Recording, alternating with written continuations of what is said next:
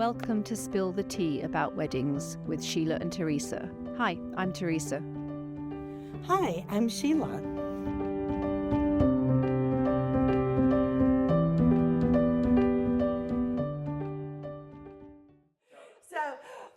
Welcome to Spill the Tea, and hello, I'm Sheila, and this is Teresa and Teresa. And this is Teresa, videographer with Be Captured Photography, and we all know Teresa with English Country Bar and the venue owner. Hi there, how are you? So we're going to be talking today about influences on the wedding venue today with AI photography. So we probably all have different views on AI, and Teresa, you and I have talked before about how challenging it can be with AI photos coming in. So I think we all take a little bit about how it affects our different part of the industry. So first of all, as a planner, no, it doesn't really affect me much, but as a florist and decor, I love inspiration photos. Like, I love to get Pinterest photos. So I can see, like, what are you attracted to? What styles are you gravitating towards? And then I can show them different things that I can do for them.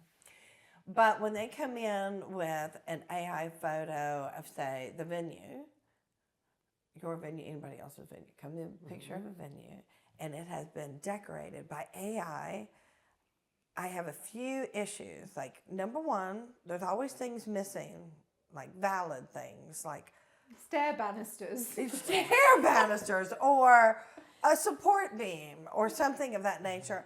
And then there's like, I'm not saying they're not beautiful. They're gorgeous, but they're not realistic, like to hang something from ceiling if it's 28 foot tall, right?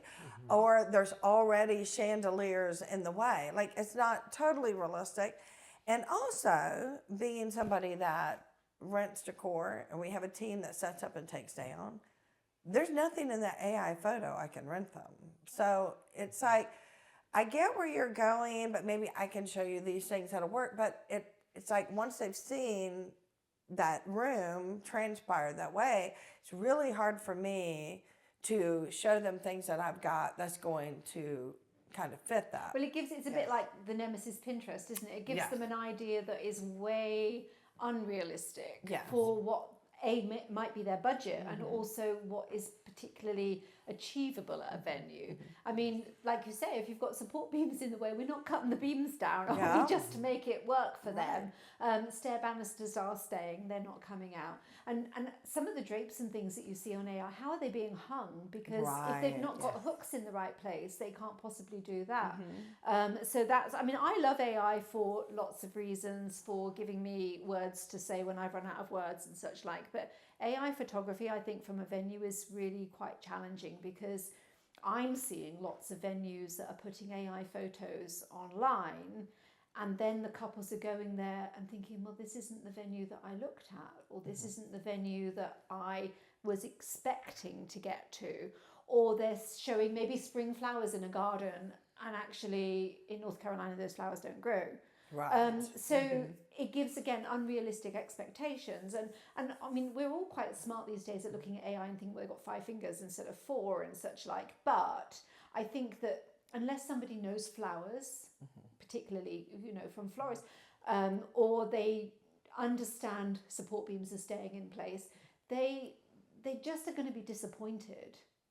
And I'm sure you, Teresa, with AI, I mean, I would imagine that AI is creeping into photography hugely, tremendously, isn't it? And that's hard. I mean, one of the things we say about the venue is every photograph that you see online and on our website is a genuine photo. It may have had a little bit of touch up, to change lighting perhaps, and but it is a genuine photograph of something that happened. Even our sunsets are genuine sunsets; they're not made up. But I would imagine that it's challenging for you because you're probably getting people saying, "I need this created." Yes. So for us, I mean, I think it affects everyone in the industry. For us specifically, we get couples who come in with these images that are a castle in the woods. And you don't have a castle in the woods anywhere here close to North Carolina. Or we get couples, who have pictures of like fall foliage, and all the trees are that beautiful orange, auburn, and stuff. But we're in North Carolina, in the Pine State, so you're not going to have that. So if your venue is here, most likely your venue is not going to have that.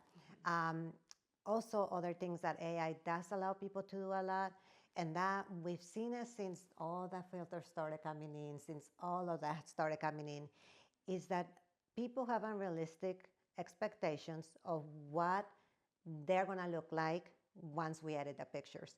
If they are looking at AI pictures that are so edited that now instead of having a real person, it looks like a Barbie and her skin is poreless,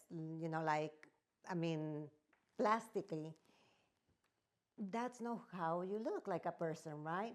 And I think at the end of the day, just like everything that goes away with trends, when you look back at those pictures, you're going to realize, why did I do that? Why did I just, change my whole body? That's not how I look. That's not how he looked. And surely your partner, when they see you walking down the aisle and the memory that they then have of that photograph of you walking down the aisle, they're going to look and think, well, that wasn't how I remembered them. Exactly. It's just going to be so totally different. Yeah, definitely.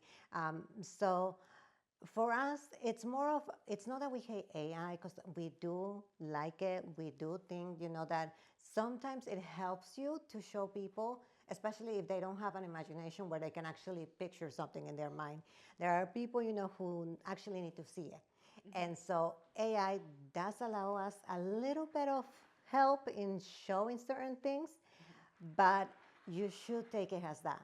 Just something that's going to help me so that I can. For Pinterest, isn't exactly. It, really? Exactly. Another option for them to understand what they're getting. Definitely. So yeah, I'm sure you must find flowers must do your head in the most, because people are showing you bouquets of flowers that probably don't exist or are unrealistic for price points, for example. It's the colors is number one. Yeah, I would imagine. So there's every single color you can imagine that comes through, and I think, yep, they don't make that one. They don't make that one. That one's not grown. And a lot of flowers, which I've even sent to my vendors, and I had actually sent 3 pictures to my Raleigh vendor, and she I've never seen any of those flowers. And they're the largest wholesale flower vendor in the U.S. And she's like, I've never seen these flowers. I have no idea what they are. And so, and I do think AI is beneficial in a lot of ways. It is. But I would love to see brides, instead of putting something in, chat and trying to think, what could this look like, is trusting some of the vendors that they're choosing. And, one of my favorite ways to really show what I can do with something is a styled shoot. Yes. Because then I can go in, I have no budget, I have no color restrictions, I could do, if you're in the right photo shoot, I can do whatever I can dream up and create. Yes. And then I can show without limits, like draping, flowers that are coming off the table, draping onto the floor. I'm not limited by a budget. Yes. And I find that when I do shoots like that I get more brides going, oh, that's what I want. Exactly. More so than what's coming off of an AI image. But the thing is so hard for couples to understand. It's a bit like the whole scam thing, which vendors are genuine, what photos are genuine now, because it's so hard for them to even begin to understand, the pictures that you're putting are they asking, is that a style shoot? Is that AI? Is it, is my venue genuinely that white, or is it AI? Are you the photo? Photographers, for example, can steal photographs from all over the place, doctor them with AI a little bit, and call them their own. Yeah. And it's oh my God, it's a minefield, isn't it? For couples to even begin to realize it is what's genuine. I think the good thing that's coming now, and obviously technology just advances so fast that we cannot keep up with it to apply laws, regulations, things like that. But I don't know if you ladies have seen that now in magazines, when an image is created and printed by AI and it's not an actual model, they are required to put it on the magazine. This was created through artificial intelligence, and it's not an actual person, it's not anything. And so I feel that as vendors, when couples come to us and they have no idea, it is not like it's our basically duty, kind of, just because we're in this industry, just because we do want our couples to be happy with what we produce at the end, to educate them on that and to be able to tell them, you know what, this is AI created, this is what's not realistic of this part, but this is what is realistic. Tell me what you like about that. Is it that you like the flower color? Is it that you like the flower type? For us is, tell me what you like about that. Is it the colors, how the picture looks? Is it how the couples pose?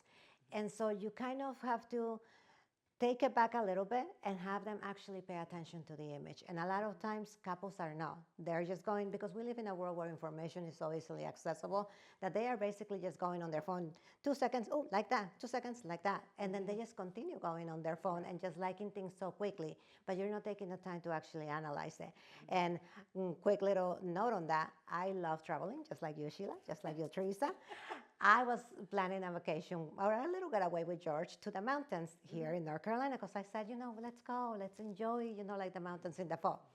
This hotel was amazing. It had all of these amenities, all of this stuff. The cabins were built up to the lake, and you literally stepped off the cabin into the lake. I mean, it was beautiful. And I said to George, let's go here. And he immediately, and obviously I only looked at it for 2 seconds and thought it was gorgeous and sent that over. And he takes the time to look at it, and he's like, babe, that's AI generated. If you go on their website, it says they are building it. So let's take the time to actually pay attention to what we're looking at and analyze what we really like about that. But I think that people are not taking the time. They're not. You must see on the socials.